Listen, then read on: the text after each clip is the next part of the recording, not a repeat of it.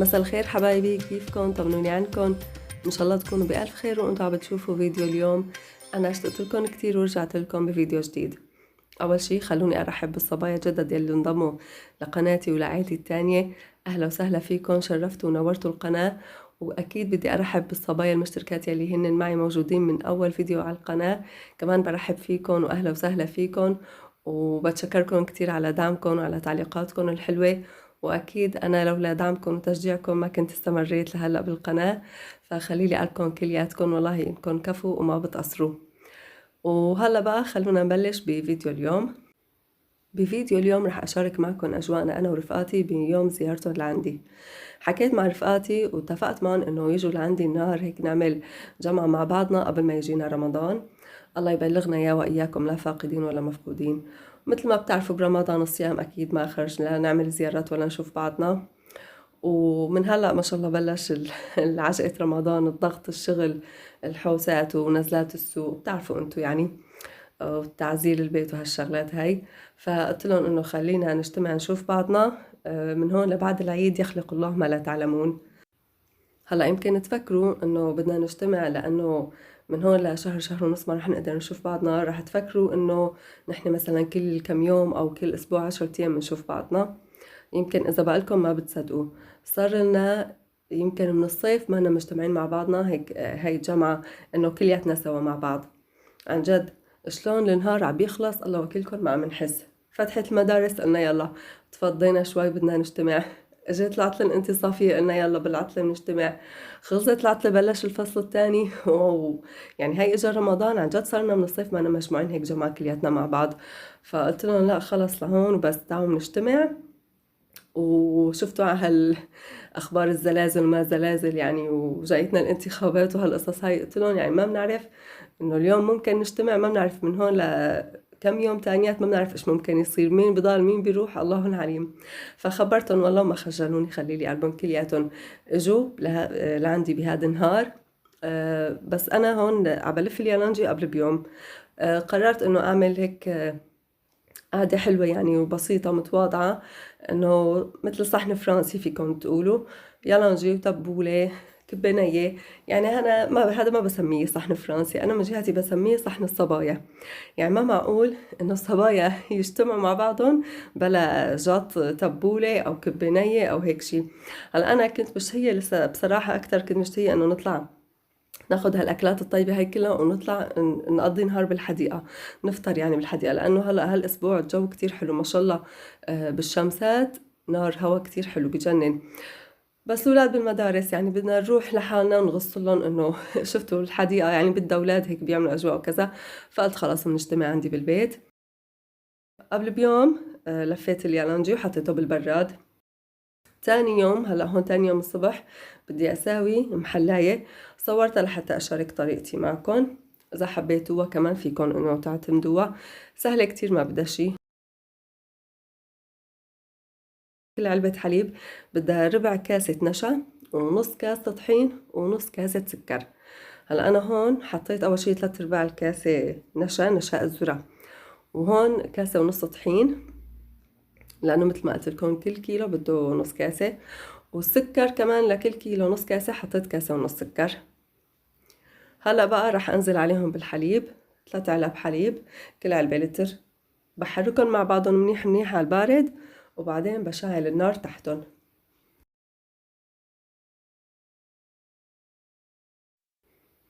مثل ما ملاحظين طنجرت اليالنجي على النار على الطرف الثاني. من فيقتي الصبح اول شي بعد ما مشيت ابني علقت على اليالنجي لحتى يستوي هيك على مهله ويتنهنه. وبعد ما انه اطفي عليه اخليه يبرد ياخد شوي روح لبما يجوا، لانه كنت متفقه معهم انه يجوا على الساعه 1 الظهر. فدوبه يعني اذا بده ياكله 3-4 ساعات يا دوب يعني انه يستوي واقلبه وياخد روح، لانه مثل ما بتعرفي اليالنجي بيتاكل بارد يعني ما طيب انه يكون سخن. فحطيته أمنت عليه وبعدين بلشت بالمحلاية. هلأ المحلاية بعد ما حركت المكونات كلها على البارد منيح منيح لحتى انه اتاكد ذابوا مع بعضهم، بضيف عليها علبه كريمه سائله وبعدين بشعل النار. وبس طلعت بالغلي بتسمك وبده يصير قوامها يعني مثل السحلب او اتقل شوي. بعدين بقى بضيف المنكهات يلي بدي اياها. انا ضفت ظرفين فانيليا و3 معالق ماء ورد. ممكن تستبدلوه بماء زهر بس أنا هذا اللي كان متوفر عندي. ف3 معالق يعني إنه فيكم تقولوا لكل علبة حليب معلقة ماء ورد. وكمان الشيء اللي بيجيب طعمة المحلاية هو الزبدة. بدها تكون تستعملوا لها زبدة يكون نوعها كتير طيب وتكون أكيد خالية من الملح. هاي الزبدة أخذتها من الشوك، بنصحكم فيها إذا ما كنتم مجربينها، جربوها كتير طيبة. حتى على الخبزة مع مربى كمان بتطلع طعمتها طيبة. حطيت نص قالب، يعني تقريبا لكل علبة بدي معلقة كبيرة. هذا القالب وزنه 250 جرام، حطيت نصه. هلا بقى بطفي النار وبحركها هيك منيح منيح مع بعضها لتدوب الزبدة. بنزل عليها كريمة الشانتي.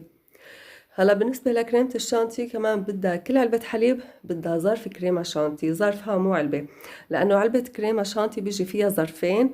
أنا بدي لكل علبة حليب ظرف واحد، تمام؟ يعني علبة ونص بدكم تقولوا. بعد ما أضيف كريمة الشانتي بقى بحركها منيح، وبعدين بدي أضربها بالبلندر لحتى أتأكد إنه ما يبقى فيها تكتلات أبدا أبدا. بس أنا هون طبعا طفيت النار مثل ما قلت لكم. وهلأ بقى تعالوا أحكي لكم إيش صار فيني. أنا كنت مفكرة إنه مخططة بالأحرى إنه أعمل محلاية بالليل قبل ما أنام، وتاني يوم الصبح بعد ما أعلق على اليالانجي وأفرم التبولة وأكبكب الكبة النية أشتغل باللازانيا. كنت مقررة إنه أعمل لازانيا أو مكرونة بالبشاميل. فجيت المساء حوالي الساعة 10:30 المساء، عبطالع أغراض المحلاية بدي أسويها، وإذ ماني جايبة كريمة شانتي. وهي ما طيبة بصراحة بلا كريمة شانتي. هلأ هي بتصير بس ما طيبة. أنا لا بدي أسويها تطلع طيبة كتير، لأنه رفقاتي في منهم هي أول مرة رح يدوقوها من تحت إيدي. فأجلتها، قلت يلا بكرة الصبح إنه بلكي بلحق تنتين إنه بعمل المحلاية وبعمل معكرونة بشاميل. فبين ما انه علقت على اليالانجي ومشيت جوزي وطلعت على الشوك جبت كريمة شانتي ورجعت على البيت وطبخت المحلاية، كانت هون صارت الساعة حوالي 11. تمام. هلا هون عم بسكبها، شايفين القوام مثل ما قلت لكم بده يكون قوامها مثل السحلب اتقل شوي. واذا بتعملوا هدول العيارات اللي قلت لكم عليها عن جد بتاخذوا اطيب طعمة محلاية ممكن تدوقوها بحياتكم. وحتى اسالوا رفقاتي لانه كلهم قالوا لي انه اعطينا الطريقة، بس اذا صورتيها خلاص لا تتعذبي انه بنشوفها على القناة وبناخذ الطريقة، لانه يلي داقوها من تحت ايدي اول مرة كتير حبوها. صحة هنا على قلبهم كلياتهم. اي بنرجع لحديثنا، ايش كنت عم بقول لكم؟ اي عم نحكي عن المعكرونة بالبشاميل. بلشت هون بعد ما سكبت المحلاية، عفتها شوي على البلاطة لحتى تفتر تاخد روح حتى احطها بالبراد مشان تلحق تبرد. بلشت بفرم التبولة. فرمت التبولة وبعدين بلشت بالكبة النية. وما بعرف يعني، مع انه بتعرفوا سلقت المعكرونة وطالعت اللحمة دابت، وانا محضرة اغراض المعكرونة بشاميل. يعني محضرة كمان الحليب والجبنة القشقوان والزبدة، كل اغراضها محضرتها. يعني كنت انه مصممة بالمية بدي ادوقهم كمان معكرونة بشاميل من تحت ايدي. انه هيك صحن فرنسي مثل ما بقولوا بده بجنبه شكل معجنات يكون مثلا برك او سمبوسك. بس انا قلت بدي اكسر القاعدة، بدي اعمل معكرونة بشاميل.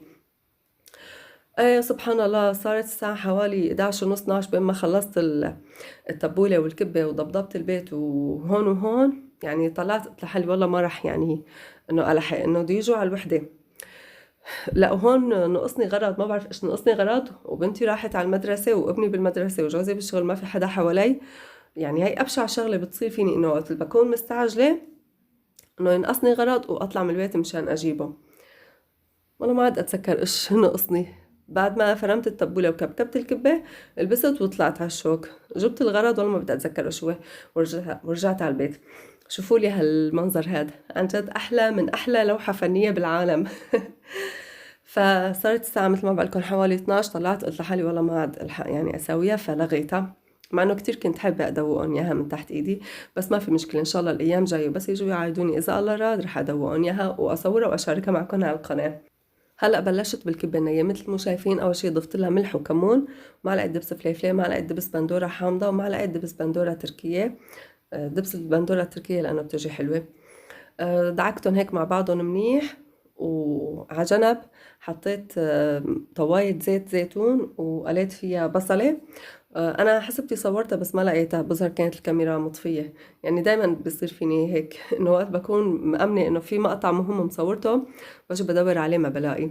المهم بعد ما دعكت المكونات كلها مع بعضها منيح كويتها ببصلة وزيت زيتون. وهلأ بقى بلشت التقطيع. وشايفين من عجقتي انه مستعجل بدي الحق. خربطت بدل ما احط انه بجنبي صحن زيت زيتون قلت قبل اصابع فيه واقطع الكبه حطيت صحن مي. بس بعدين بعد ما قطعت يعني قطعتين ثلاثه تذكرت انه لازم قبل ايدي بزيت زيتون مو بمي. فكرت حالي عم بعمل كبه مقليه او مشويه. فحطيت صحن زيت الزيتون خلصت تقطيعها وهلا بلشت ازينها بالجوز. وكان بدها هي هيك شرة دبس رمان بتطلع كمان كتير طيبة. بس يعني هون خلص دبس الرمان يعني اخرته حطيته على اليالنجي بالتبلة وبالمرقة. فقلت يلا مو مشكلة كمان هيك طيبة. وهذا الشكل النهائي للكبة النية. طعمتها ولونها بتجنن بتاخد العقل. كتير طلعت طعمتها طيبة الحمد لله. وهون بقى آخر شي اشتغلته هو البطاطا المقلية. جبت كيس بطاطا أصابع جاهزة من الشوك لحتى أقليها، لأنه صايرة البطاطا اللي عم تنزل بالبازارات عم تجي حلوة، يعني بعد ما نقليها عم ترتخي. فهاي البطاطا المفرزة يعني بعد القلي لو بردت بتضل انه محافظة على قوامها ما بترتخي وما بتلبد على بعضها. فجبت كيس لانه اكيد يعني تبولة بالبطاطا مقلية ما طيبة. وهون بقى استوى اليالنجي. سكبته قلبته بالأحرى وحطيته لحتى يبرد.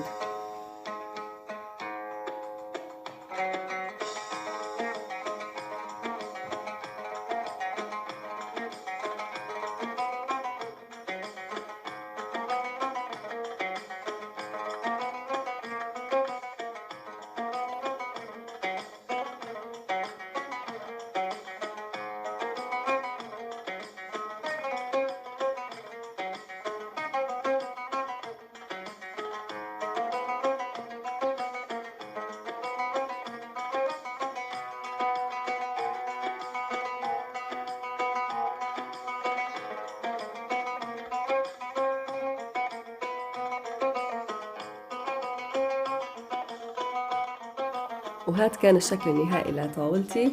انبسطنا كتير وحبوا الأكلات كتير. صحة وهنا على قلوبهم، وعن جد أنا انبسطت فيهم وبجيتهم قد الدنيا. وصحة وهنا على قلبهم. وبتعرفوا صبايا عن جد غصيت لكم وما عملت لكم فقرة تذوق. يعني إنه بتعرفوا وقت واحد يكون معه رفقاته هيك شلون بينعجق يعني، وخلص إنه تركيزي كله معهم. فما عملت لكم فقرة تذوق، بعتذر منكم هالمرة هاي. وهون بعد ما خلصنا بدنا نتحلى بعد الغداء أكيد. هاي المحلية هون كنت أنا طبعا دغري بعد ما فترة حطيتها بالبراد. بردت الحمد لله وتماسكت زينتها بهالشكل وطلعت طعمتها كتير طيبة وبتاخد العقل. وأكيد بالأخير ختامها مسك ما بصير بلا القهوة. هاي قهوتنا غير شكل القهوة مع الرفقات. عن جد عن جد كتير كتير فنجان قهوة مع الجمعة بتبقى طعمته مميزة غير شكل. والحمد لله رب العالمين انبسطنا كتير بهذا اليوم وضحكنا كتير وقرينا كتير. وبرجع بقول لهم مرة تانية أهلا وسهلا فيكم صبايا، عن جد شرفتوني ونورتوني. احكوا لي انتو صبايا عندكم رفقات حواليكم هيك مثل الاخوات؟ اذا كنتوا بالغربة شلون اجواءكم شلون جماعاتكم؟ هاتوا لاشوف احكوا لي بالتعليقات. هلا هون هي القهوة المسائية. هون بعد ما اجا جوزي طبعا وتعشينا يعني قطعنا الشوط العاشر او ال15 ما بعرف قديش رقمه. بقى هاي القهوة تبع اخر الليل. هون الاولاد ناموا وجوزي بيشتهي على قهوة وانا كنت عم باجله بس اخلص هالشغلة بس اخلص هالشغلة. فقمت اسوي له فنجان قهوة واكيد رح اشرب معه. وقلت له رح ادوق اكل محلاي. هو قال لي تركيا للصبح بس انا بيني وبينكم مو بدي اصور. قلت لحالي رح اعملكم فقرة تذوق للمحلاية. قلت لا بس صبورة بضيفه اياها المساء مشان اكسب انه اصور واعملكم فقرة تذوق. لانه الصبح يعني بجوز انه ما اكون فاضية او اكون تعبانة او كذا. فقلت لا بدي اصورها المساء. قلت له لا بدي اطعمك اياها هلا يعني كتير طيبة بخاف للصبح يقوموا الاولاد ياكلوها وما يصح لك. بس انا بيني وبينكم هيك كانت نيتي بس مشانكم هلا وتعرفوا قيمتكم وغلاوتكم عندي. صبية إذا لساتك مستمرة معي بالفيديو لهون وحابة تتابعيه للأخير، يا ريت ما تنسي تحطي لي لايك وتعطيني رأيك بالفيديو بالتعليقات، وتشتركي بالقناة إذا مو مشتركة، وتفعلي زر الجرس على كلمة الكل لحتى يوصلك إشعار بس أنزل فيديوهات جديدة إن شاء الله. هلا هون عم بدلل له صحن شو اسمه المحلاية مثل ما شايفين. قسمت عليه فريز وموز، ومع هيك معلقة فستق ومعلقة لوز مبروش غير شكل، دعمته دعمة غير شكل. قلت له شايف يعني شايف قديش انا بدللك او مش؟ قال لي لا والله يا حبيبتي، هذا الدلال مو منك، هذا الدلال مني، انا اللي مدللك مو انتي. فاحكوا لي رايكم بالتعليقات، مين يلي عم يدلل التاني، انا ولا هو؟ او بالاحرى احكوا له بالتعليقات. لانه بعد العشاء جوزي يعني ما كتير بحب ياكل فواكه المسا، بحب انه ياكل الصبح مع فنجان القهوة قطعة فواكه، ما بحب ياكل فواكه المسا، خصوصي انه موز او تفاح فريز هيك شي. يعني اذا كان ولا بد مثلا برتقانة، يوسفي هيك شي حمضيات، لانه بيتعشوا بضل متسطح، بتعرفوا طول النهار بالشغل واقفين على اجرهم هالشباب الله يعطيهم العافية، فمشان ما يتقل العشاء يعني، ويتقل بالليل يشوف كوابيس وهيك قصص. فالمهم هاد كان صحن الدلال لجوزي ولألكم كمان، مشان أدق لكم إياه على الكاميرا. شوفوا لي هالمنظر، عن جد عن جد يعني قد ما قلت لكم طلعت طيبة المحلاية قليل، كتير طيبة. إن شاء الله إذا بتجربوها رح ترجعوا لعندي على القناة وتقولوا لي فعلا مثل ما قلتي طيبة وبتاخد العقل. وسووها بكرة برمضان تحلية بعد الإفطار كمان، إذا هيك حطيتوا على وشها شوية فواكه ومكسرات رح يكيفوا عليها أولادكم كتير، أنا متأكدة. وهلا بقى وصلنا على فقرة التذوق. شوفوا لي قوامة، يعني هيك احلى شيء انه اللقمة ترج بالمعلقة. كتير يعني شكلها حلو وطعمتها طيبة. بس هيك حبيت انه ادق لكم اياها على الكاميرا لحتى ما ازعلكم، لانه بعرفكم بتحبوا فقرة التذوق كتير. فعلا طلعت طعمتها طيبة ومميزة، ويا ريت لو فيني ادوقكم كلياتكم صوايا عن جد. صحيح نسيت أقولكم إنه في مكون أساسي بالمحلية هو المستكة. إذا بتقدروا إنه تجيبوا مستكة إذا كانت متوفرة حواليكم، بتطحنوها مع السكر وبتضيفوها على المحلية بعد ما تطفوا النار، عن جد تعطيها طعمة بتجنن، بس أنا ما كانت متوفرة عندي بصراحة. ولهون بيكون خلص فيديو اليوم، بتمنى تكونوا استمتعتوا فيه واستفدتوا منه لو بشي بسيط. بحبكم كتير وإن شاء الله تبقوا دايما بخير صبايا، باي باي.